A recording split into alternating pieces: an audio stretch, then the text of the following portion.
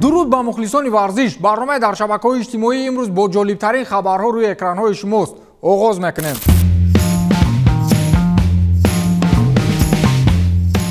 дар ҳама ҷо як гап аст. вақте мо як ҷавонро дидем ки шаробнӯш ё майзада шудааст, тамоми умеди худро аз ӯ меканем. ӯ дигар одам намешавад. ӯ барои бад рафт. ҳамин тавр мо ӯро пеш аз мурдан гур мекунем ва ҳамин тавр зиндагии ӯро ба дузах табдил медиҳем. агар мо кӯшиш кунем ӯро аз ин роҳ баргардонем чӣ? акнун ин хабари навбатӣ ба шумо намуна хоҳад буд ки наздикони худро ки ба ин роҳ рафтанд чӣ хел бояд ба зиндагии мӯътадил баргардонед. Боби Райан, нафаре ки ба майзадагӣ ғолиб омад, соҳиби ҷоизаи Билл Мастертон трофи гардид. форварди дастаи Оттава Сенаторс Боби Райан барои беҳтарин бозӣ ва фидоии варзишии хоккей будан ба ҷоизаи мазкур сазовор дониста шуд. инро саҳифаи твиттери NHL Public Relations расонаӣ кард. ёдовар мешавем ки Боби Райан охири моҳи феврал ба майдони хоккей баргашт. то он рӯз ӯ ба нӯшокиҳои спиртӣ одат карда буд ва ин вобастагии худро наметавонист ки рафт намояд. баъди чандин вақти мубориза ӯ ба дастаи Оттава Сенаторс баргашт ва бо ин роҳ тавонист аз вобастагӣ ба машруботи спиртӣ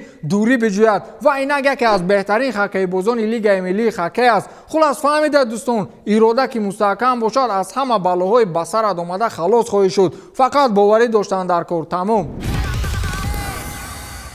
Хари Реднап, собиқ сармураббии дастаи Тоттенхем, андешаи худро дар мавриди имкони баргашти Гарет Бэйл ба дастаи Тоттенхем ҳарф зад. ӯ дар нишасти матбуотӣ ба ҳамагон ёдрас шуд ки агар Гарет Бэйл ба дастаи Тоттенхем баргардад, хати ҳамлаи дастаи хеле ҷиддӣ хоҳад буд. тасаввур кунед ки дар хати ҳамла Сон Хёнмин, Деле Али, Хари Кен ва Гарет Бэйл бошад. агар дар дасти ман мебуд, ман ҳар се ин бозингаронро дар хати ҳамла мемондам ва ба натиҷаи бозӣ назар мекардам. Гарет Бэйл имкон дорад ки дастаи Тоттенхемро ба дастаи табдил бидиҳад ки муддаӣ барои ба даст овардани ҷоизаҳои мусобиқаҳои сатҳи аврупоӣ бошад, гуфтааст собиқ сармураббии дастаи Тоттенхем. мусобиқаи аз рӯи сатҳу сифат дуюмдараҷа дар Осиё, ҷоми Конфедератсияи футболи Осиё бо эҳтимолияти зиёд дар соли 2020 баргузор намегардад. ба иттилои Фаридун Солиев, сухангӯи Федератсияи футболи Тоҷикистон, ба эҳтимолияти зиёд имсол мусобиқа доир намешавад, вале қарори ниҳоӣ дар як ҷаласаи махсуси кумитаи иҷроияи Конфедератсияи футболи Осиё бароварда мешавад. қаблан тибқи иттилоъҳо мусобиқа мебоист моҳи октябр ё дар Тоҷикистон ва ё дар Қирғизистон доир шавад. имсол дар мусобиқа ду дастаи Тоҷикистон, Истиқлол ва Шуданд дар минтақаи марказ дар бозиҳои гурӯҳӣ ширкат доштанд. маҳз дидори байниҳамии дастаҳои Тоҷикистон дар моҳи март баргузор шуда буд ва Истиқлол бо ҳисоби 2-0 бар Шуданд ғалаба кард.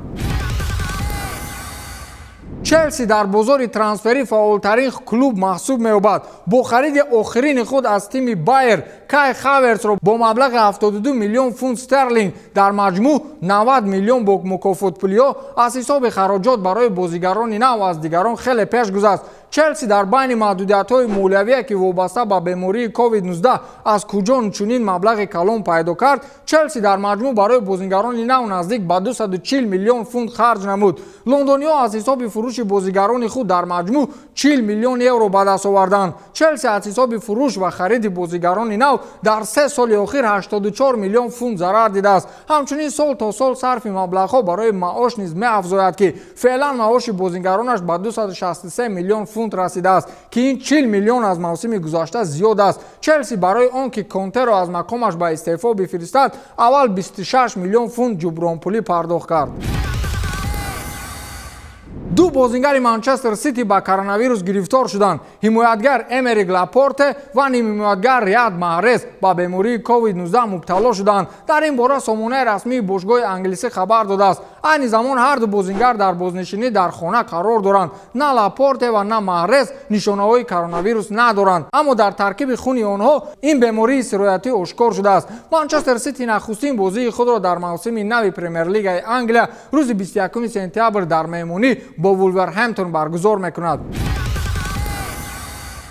муҳофизатгари Барселона Нелсон Семеду низ ҳайати бошгоҳи Каталониро тарк мекунад. ин хабар тавассути Каталуна радио паҳн шудааст. ба иттилои сарчашма мураббии дастаи Барселона Роналд Куман бо ин бозингари 26 сола низ кор кардан намехоҳад ва ба кормандони бошгоҳ дастур шудааст ки барои ин муҳофизатгари португалӣ дастаи нав ҷустуҷӯ кунанд. Барселона бозигари португалиро соли 2017 аз тими Бенфика бо 35 миллион евро харидорӣ карда буд. با همین تمام تا دیدار نوبتی خیر.